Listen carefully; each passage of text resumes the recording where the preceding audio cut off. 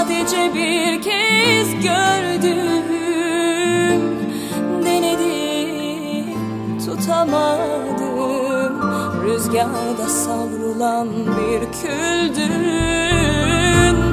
Denedim, tutamadım. Rüzgarda savrulan bir küldün.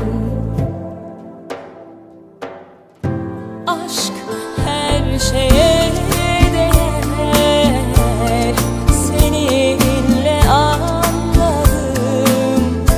1000 yıl geçse sürer, içinde rüzgarın.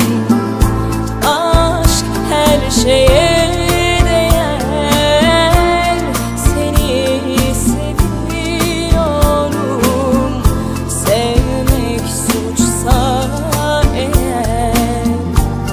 kabul ediyorum.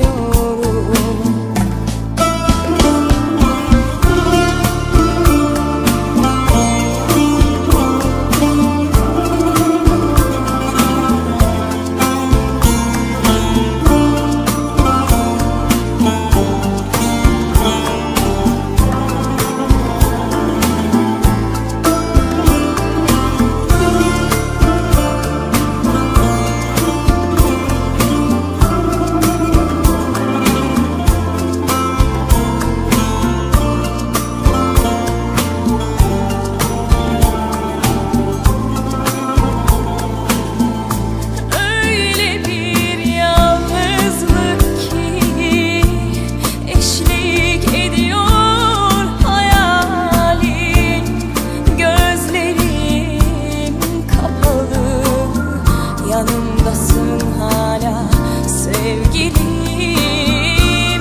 gözlerim kapalı, yanımda gibisin sevgilim.